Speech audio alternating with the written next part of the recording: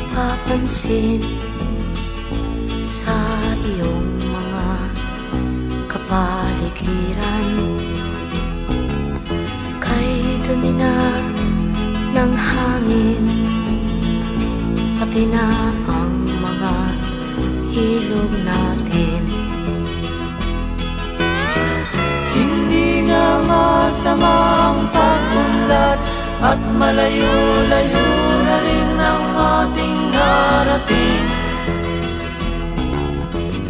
Ngunit masdan mo ang tubig sa dagat, dati kulay asul, ngayon'y naging itim.